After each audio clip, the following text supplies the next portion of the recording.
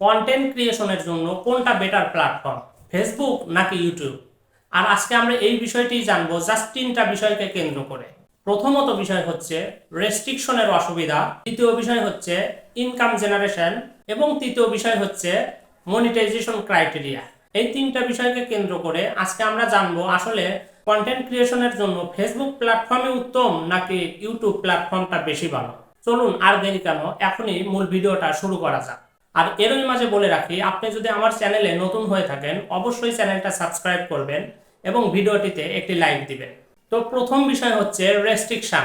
আসলে ফেসবুকের রেস্ট্রিকশন আর ইউটিউবের রেস্ট্রিকশন দুইটা একটু আলাদা। আপনি ফেসবুকে অতি সামান্য ভুলের কারণে রেস্ট্রিকশন খেতে পারেন। আপনি ফেসবুকে যদি একই জায়গায় দুইটা ভিন্ন ভিন্ন ছবি দিলেন তারপরেও কিন্তু আপনার ফেসবুকে রেস্ট্রিকশন চলে আসতে পারে।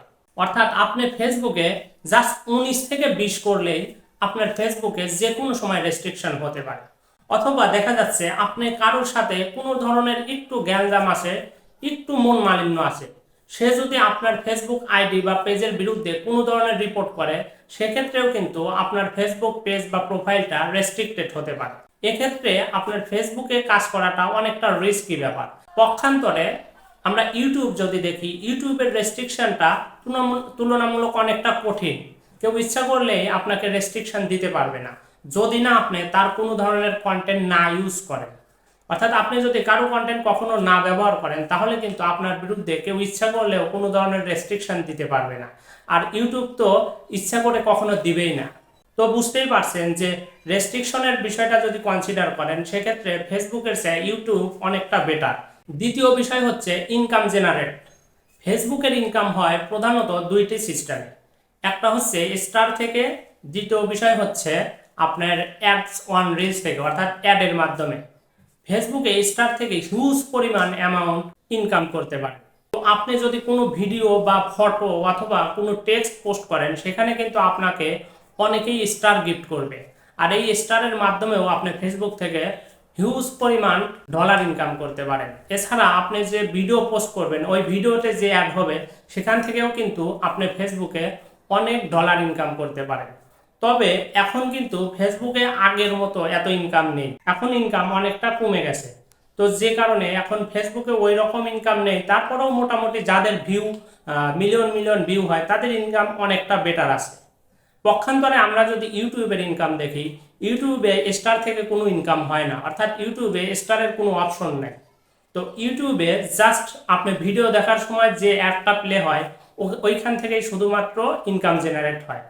তো ইনকামের বিষয়টা যদি আপনি বিবেচনা করেন সেক্ষেত্রে ফেসবুকটা বেটার হয়, কারণ সেখান থেকে দুইটা সোর্স থেকে ইনকাম হয়।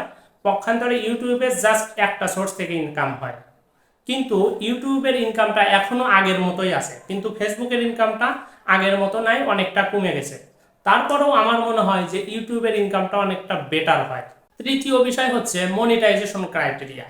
আমরা এখন অনেকেই জানি ফেসবুকের মনিটাইজেশন পাওয়ার জন্য কোনো ধরনের কোনো ক্রাইটেরিয়া ফিল আপ করতে হয় না। আগে যদিও অনেকটা ক্রাইটেরিয়া ছিল যে 60,000 মিনিট ওয়াচ টাইম লাগতো, বাট এখন এই ক্রাইটেরিয়াটা কিন্তু এখন আর নেই। আপনি জাস্ট নির্দিষ্ট কিছু সময়, হয়তো 6 মাস 1 বছর যদি আপনি নিয়ম মাফিক কাজ করেন তাহলে কিন্তু আপনার ফেসবুক প্রোফাইল বা পেজটা মনিটাইজেশন হবে।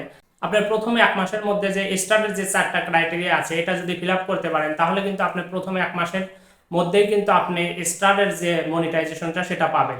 পক্ষান্তরে আমরা যদি ইউটিউব দেখি, ইউটিউবে কিন্তু এখনো বেশ একটা ক্রাইটেরিয়া রয়েছে, যে ক্রাইটেরিয়াটা যতক্ষণ পর্যন্ত আপনি ফিল আপ না করতে পারেন ততক্ষণ পর্যন্ত কিন্তু আপনি কোনো ধরনের মনিটাইজেশন পাবেন না।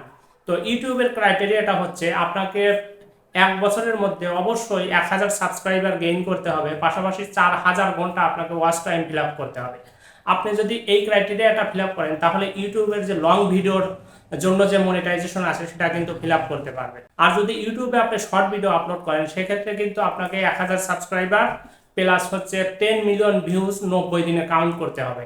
যদি আপনি 90 দিনে 10 million views plus 1000 subscriber gain করতে পারেন তাহলে কিন্তু আপনি ইউটিউবের যে শর্ট চ্যানেলটা আছে সেটা কিন্তু সহজেই মনিটাইজেশন করতে পারবেন। সো আপনি বুঝতেই পারছেন আসলে কোনটা বেটার।